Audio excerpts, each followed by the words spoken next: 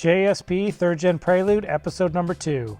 In the first episode, we got the car into the shop, got all the stuff out of the inside of it, got it all cleaned up and ready to work on. In this episode, we're going to focus on getting this engine mounted correctly. This H22 engine is mounted a little bit strange right now. From the driver's side to the passenger side, the transmission is sitting a little bit downward. And if you look at it from the top, basing a reference off of the core support, it seems like the transmission side is further forward than the driver's side of the engine.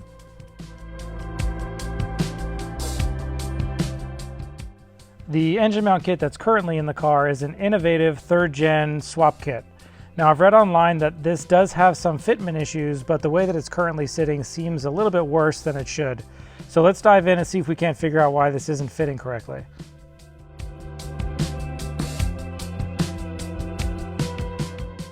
On the transmission side, there's a mounting bracket that bolts to the frame rail. It's what holds the transmission up.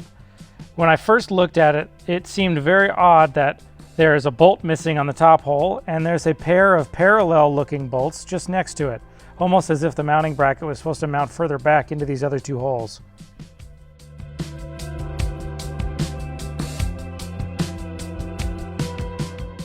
This swap kit uses 4 different engine mounts to hold the engine in place. It's a driver's side engine mount, it is a transmission or passenger side engine mount, it is a front engine mount here, and it is a rear L bracket that bolts to the rear cross member with a 4th engine mount. In order to get this engine to sit correctly, I'm going to want to disconnect the front and rear engine mounts and then realign everything using the driver's side and passenger mount only.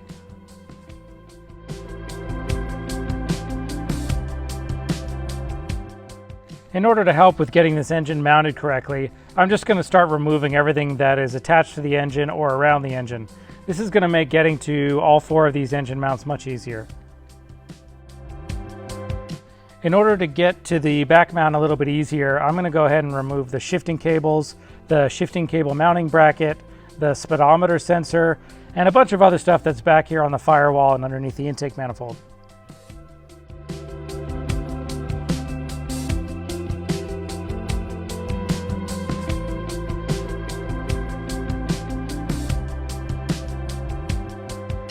As I get more of this apart, I start to investigate this mounting bracket a little bit further.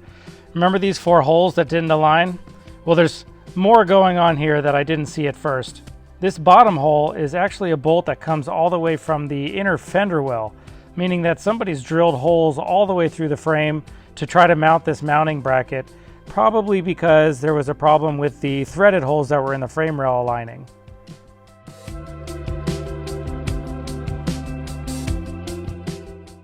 Now that I've accessed the back of the engine, I can get the L bracket out here.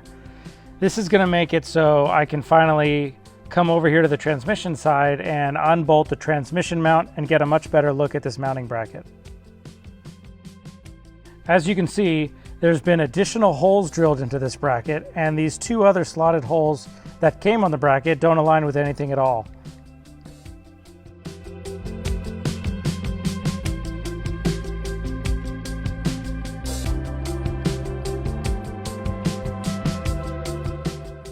Besides the engine sitting crooked, there were some other issues I found with the engine fitment.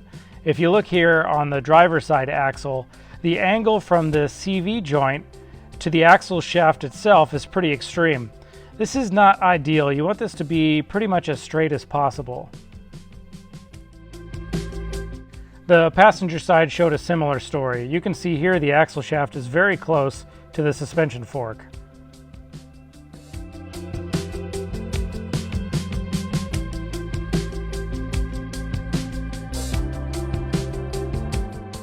Continuing to strip things down, I've got just about everything off the firewall now.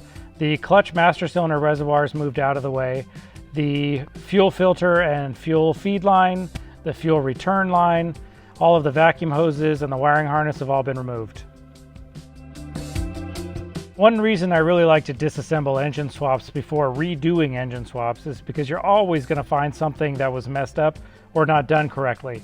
For example, this idle control valve was completely missing the gasket on the intake manifold. Here's how the driver's side engine mounts on the inner fender well. In order to fix the axle angle problem, I'm going to try to move the engine back towards the firewall. In order to do that, it's going to take some modification to this part. This mount bolts to the car in 3 different places. There's 2 lower mounts that have risers attached to them, and then there's 1 upper mount all by itself. All 3 of these mounting holes are going to have to be moved forward, I'm guessing about 3/4 of an inch. The spacers on the bottom come off, and then the end of the lower hole gets cut off, and a new hole is drilled. This top hole also has to move forward about 3/4 of an inch, but it's going to run into this laser cut logo here. So I'm going to need to weld up part of this logo to give me some more material to drill into.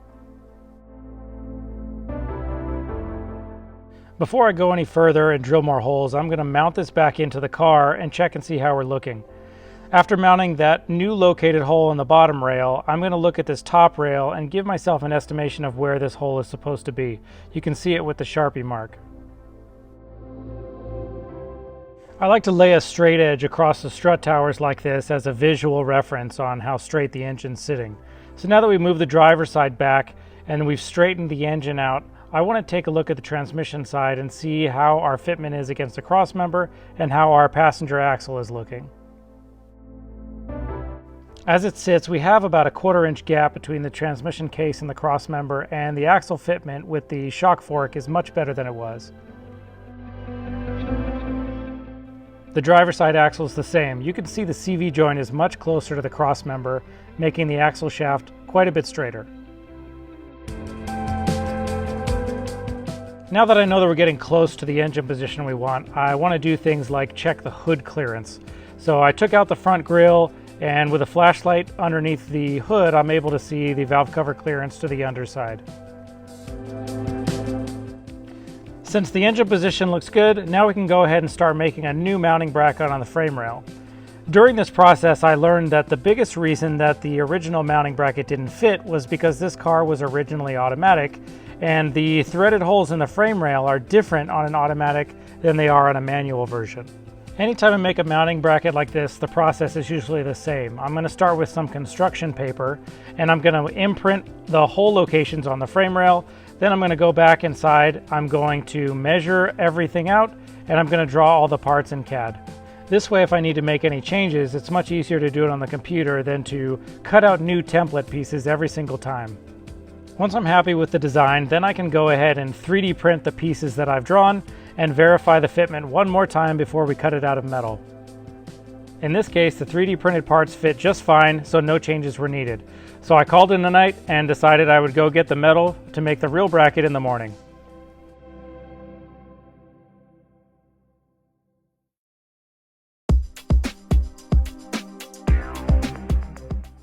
The next morning, I swung by the shop to go grab the 3D printed pieces. That way I could head down to San Diego to Industrial Metal Supply and go pick up some plate that I could use to cut out the actual engine mount.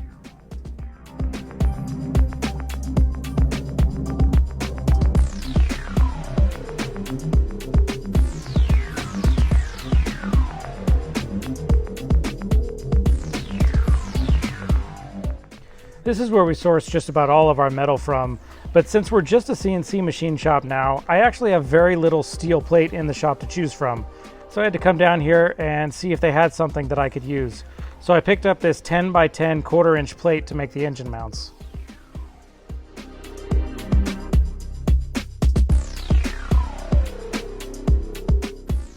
Now ideally a part like this would be cut out on a laser or a plasma, but because all I have are CNC mills now, I'm going to have to get a little bit creative.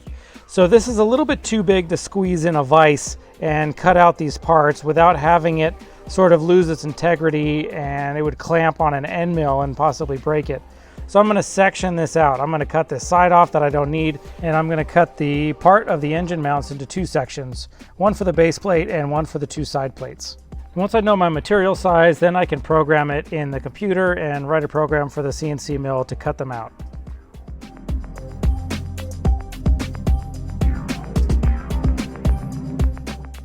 Again, this is probably not the most ideal process for making plates, but I'm just sort of using the tools that I have here. So I just cut a profile shape out of the plate, and I left about 30 thousandths material at the very bottom. That way the whole thing was able to stay in the vise without collapsing. and then I could just come back and break off the extra pieces around the outside with very much effort. After a little bit of deburring, we have a finished base plate.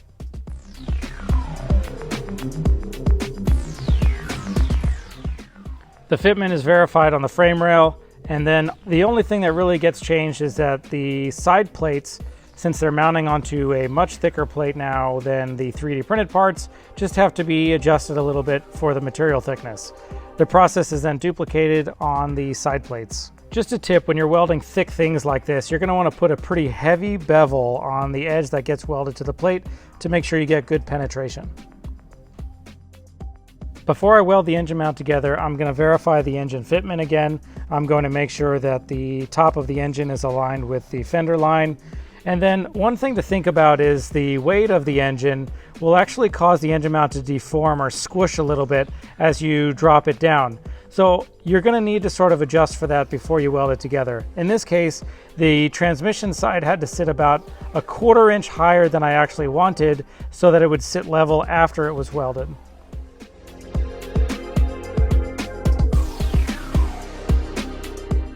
Before I tack the side plates on, I use a little bit of the 3D printed part just to shim the plate away from the engine mount itself. This will give me a little bit of space so that putting the engine mount together and taking it apart will be easier. Here's a look at the completed engine mount.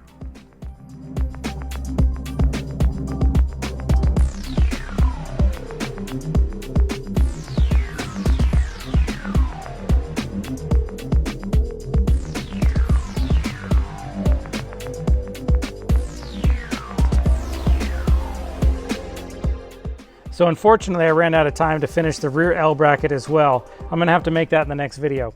But as you can see here, this rear L bracket has been sort of Swiss cheesed. So it's gonna take a bit of work to get it to fit correctly. Once again, thanks for watching, and put in the comments anything that you want me to cover moving forward in these videos.